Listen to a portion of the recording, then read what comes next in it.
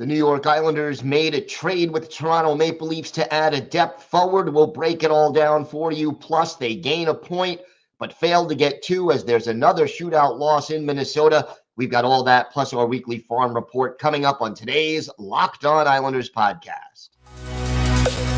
Your Locked On Islanders, your daily podcast on the New York Islanders. Part of the Locked On Podcast Network, your team every day.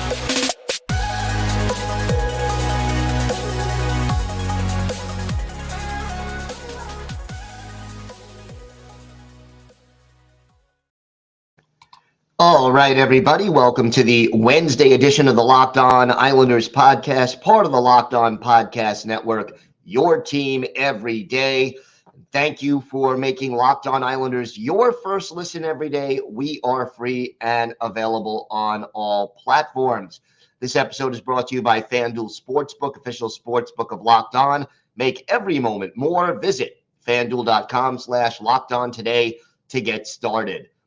We have got a lot to discuss on today's show, a very eventful day for the Isles. But first, if you've got something Islanders related on your mind, if you have a question, a comment, maybe a topic you'd like us to discuss on a future episode, feel free to send us an email. The email address, lockedonislanders@gmail.com.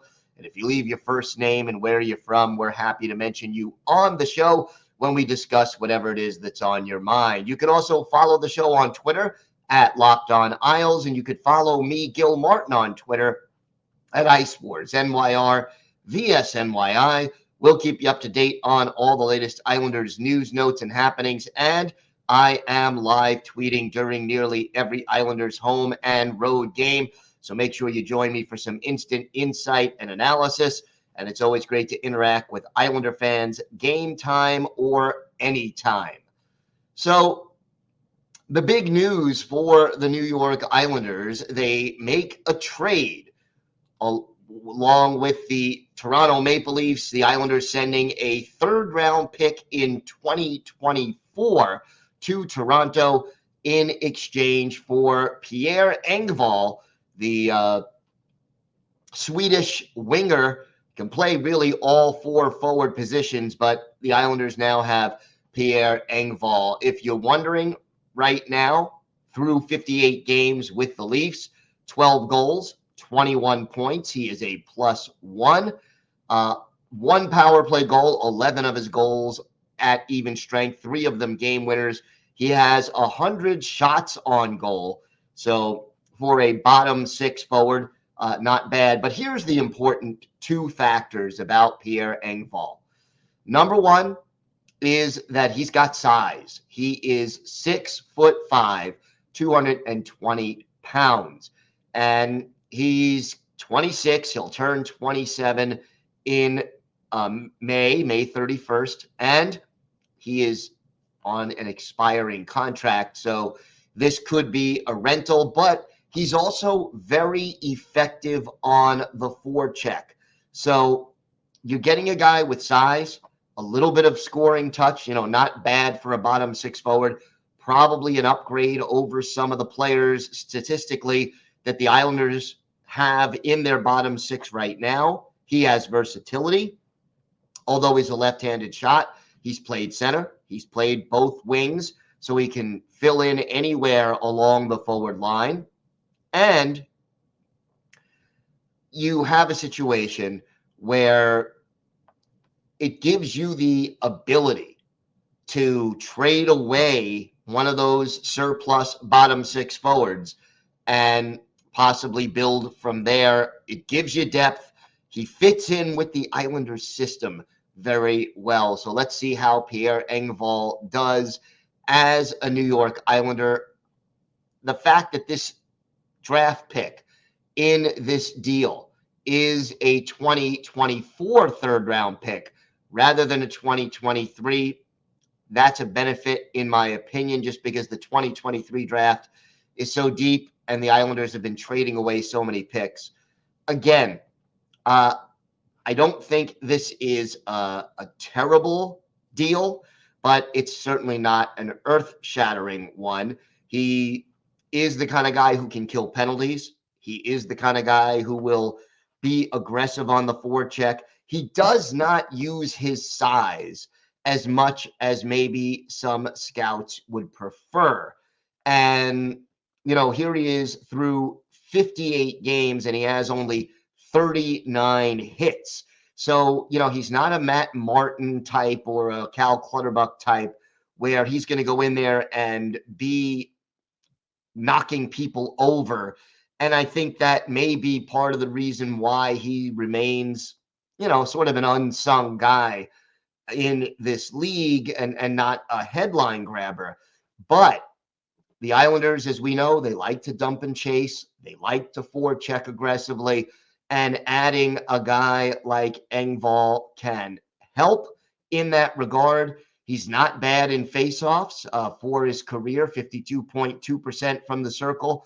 This year, 52.3%. And, he is fairly responsible defensively. So overall, seems like the kind of player that does fit into the Islanders system.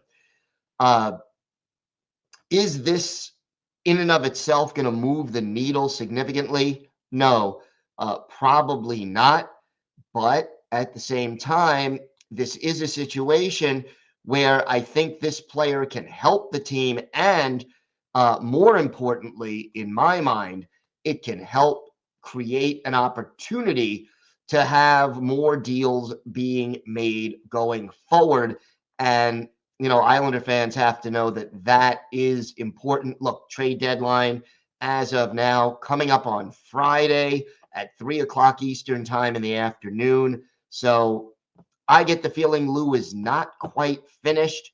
And one of the things I would really like to see, and I'll say it again, I would like to see a puck-moving defenseman added to the mix. It doesn't have to be an offensive defenseman necessarily, but just someone who can either skate or reliably pass the puck out of the Islander zone and help this team to be better on the transition, which is oh so important for the Islanders. So let's see if Lou Lamoriello has that up his sleeve. I am so not sold on Sebastian Aho, and I am completely not sold on having the duo of Sebastian Aho and Noah Dobson out there as a defensive pairing. They are just too similar with their poor play in their own zone and just too similar in style to make them a good defensive pairing. But again,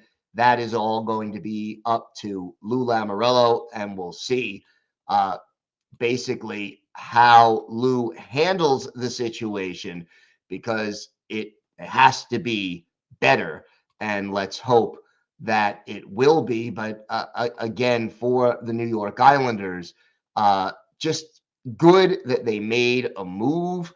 And let's see, are there more additions?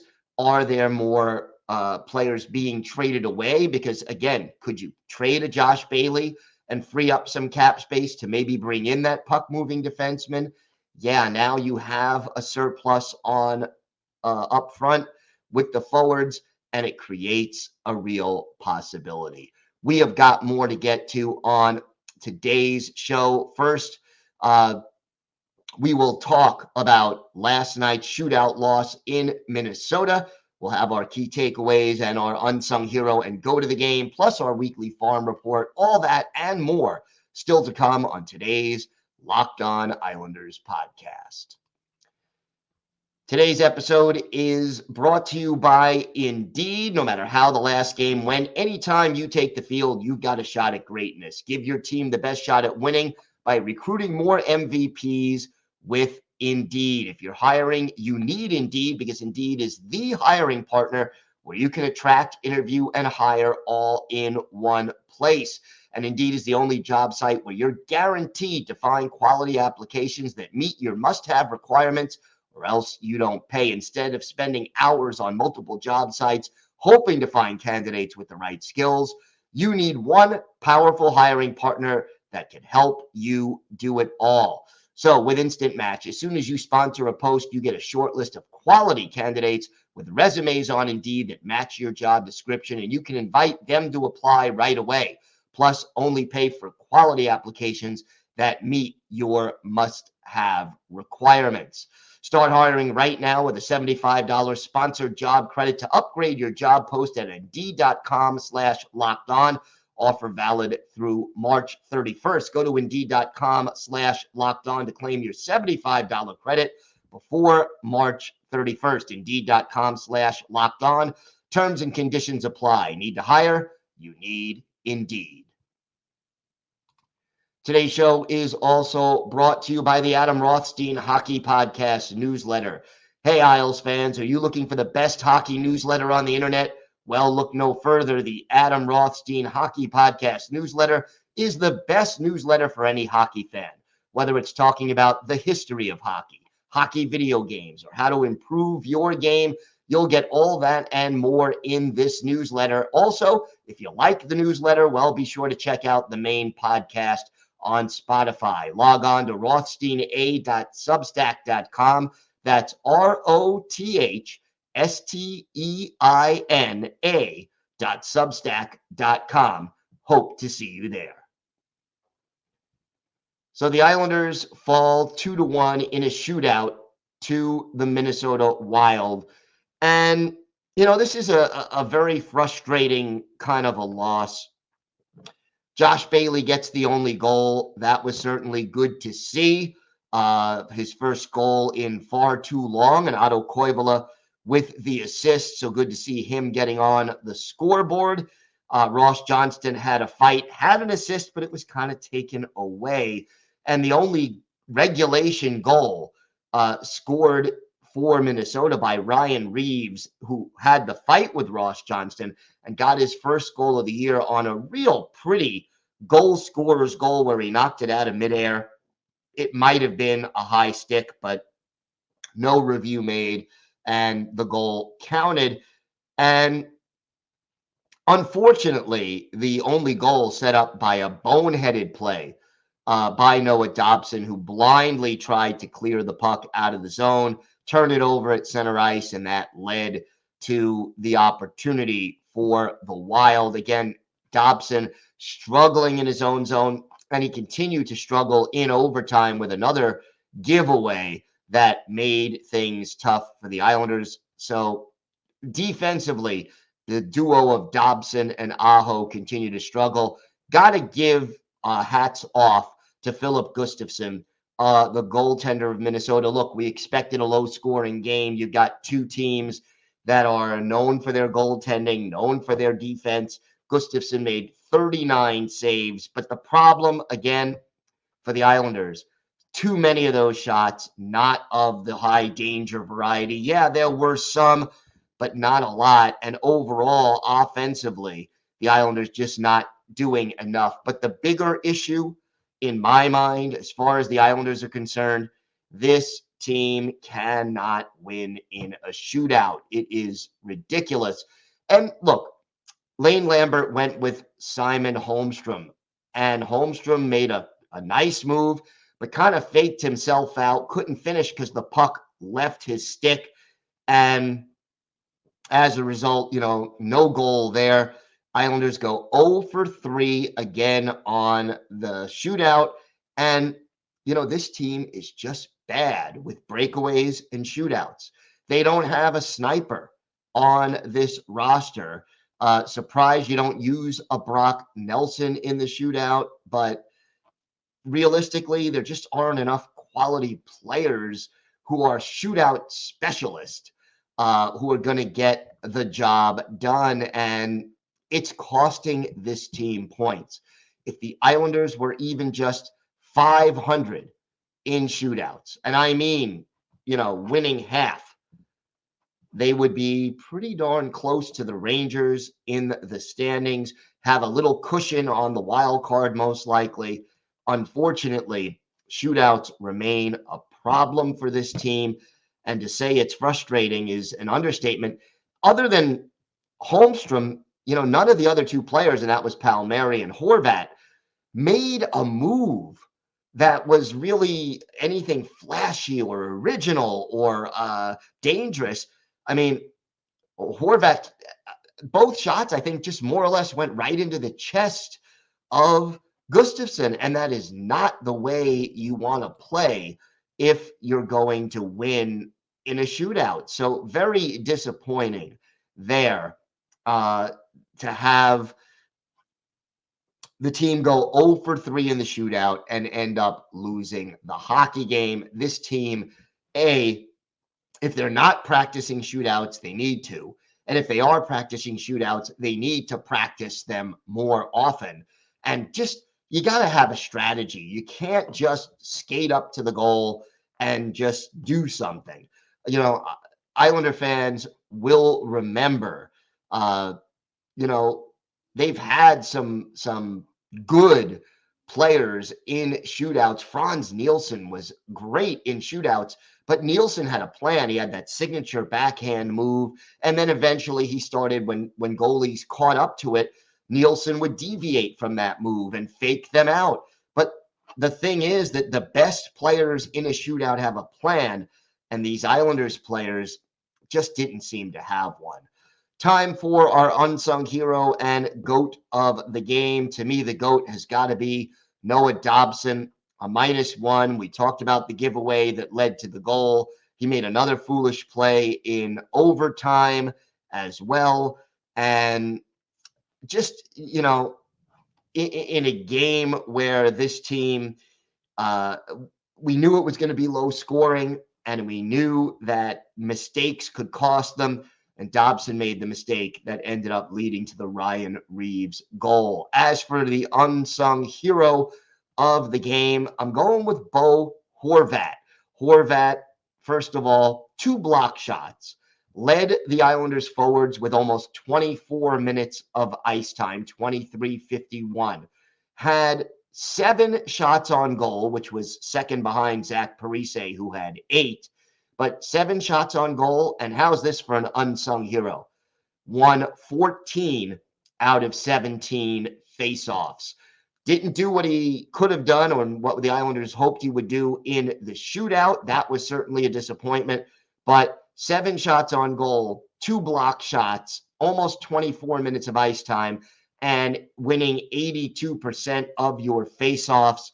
Bo Horvat is our unsung hero of the game. And you know what? Ilya Sorokin would be up there as well. 30 saves and 31 shots, and a strong performance in goal for Ilya Sorokin. But the Islanders only get 1 point. And look, it's good. They're accumulating the points. We need them to accumulate points. But when you have a chance to get 2, especially when you're in this battle for one of those 2 wildcard spots and other teams have games in hand on you, it's tough to leave those points out on the ice, and that's what the Islanders did. Now, the Islanders are off until Saturday.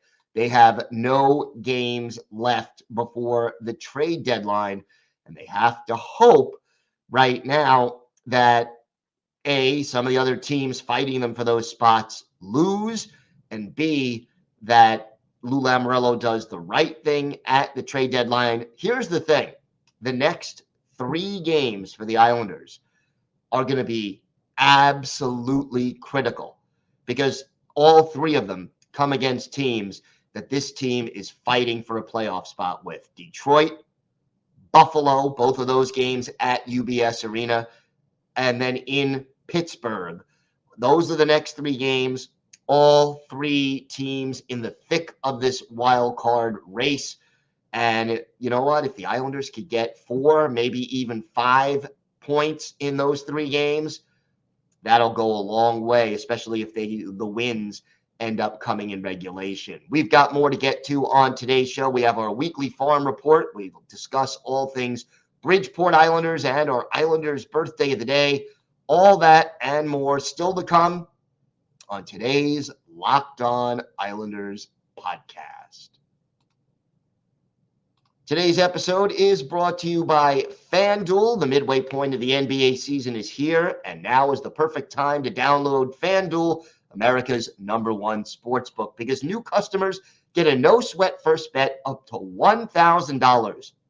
That's bonus bets back if your first bet doesn't win. Just download the FanDuel Sportsbook app. It's safe, secure, and easy to use.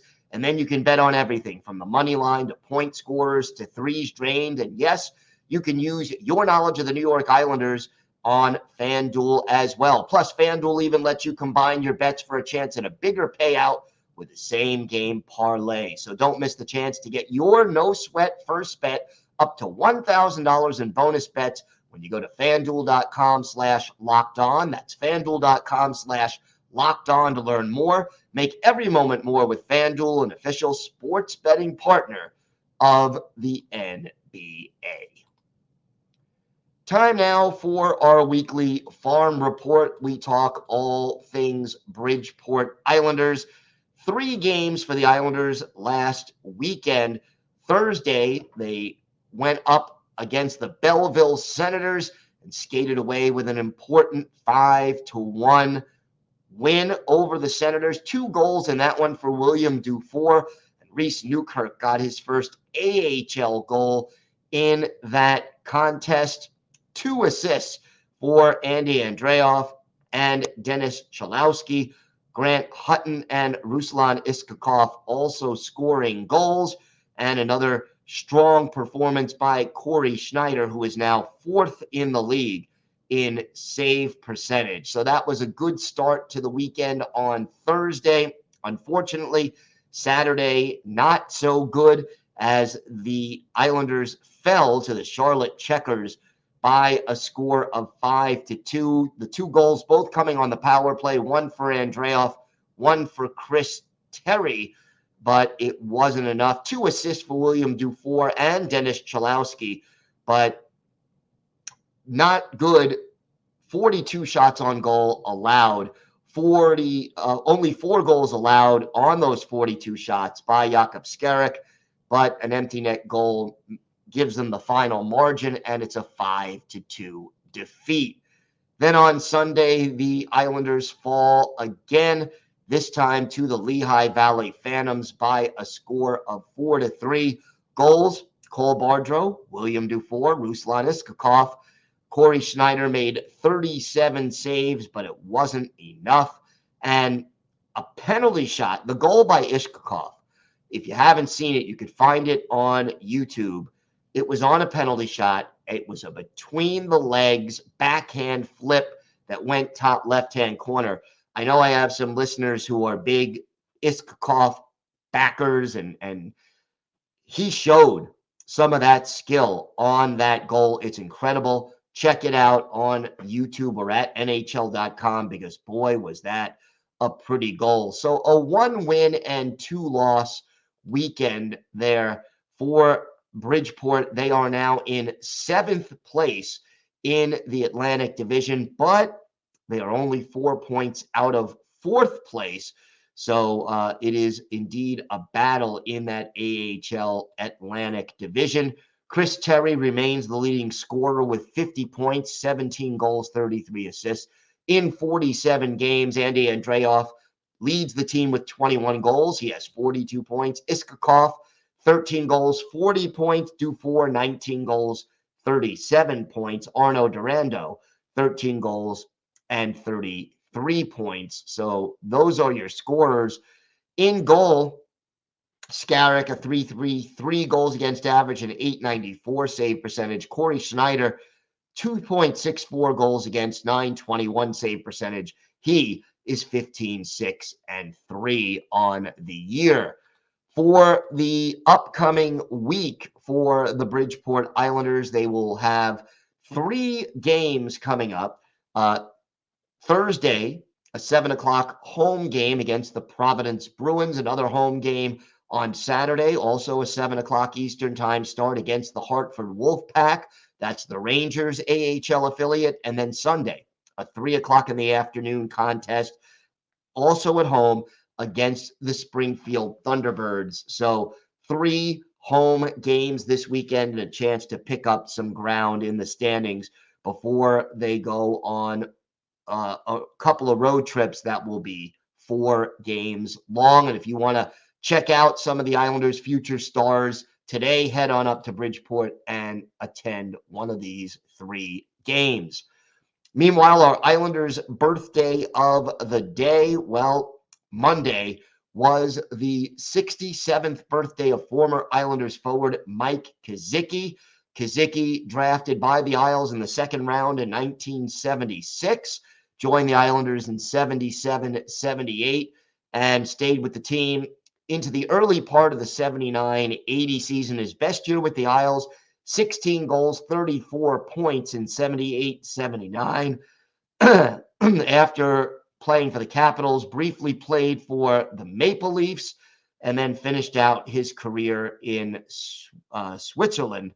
Played in 226 NHL games, 42 goals, 122 points, add 2 goals and 8 points in 19 playoff games, with 17 of those, including all of the points, coming for the Islanders. His best game as an Islander, Halloween night, October 31st, 1978, at the Coliseum, where Mike Kazicki had 2 goals and an assist, was a +3 in an Islanders 8-5 win over the old Colorado Rockies.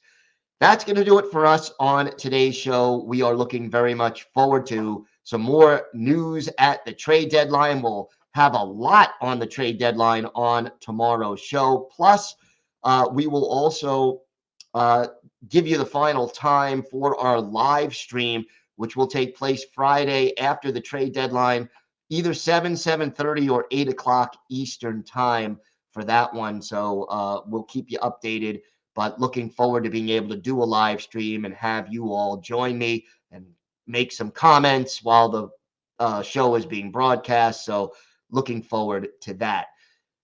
Until then, have a great day, everybody. Stay safe. And of course, let's go Islanders.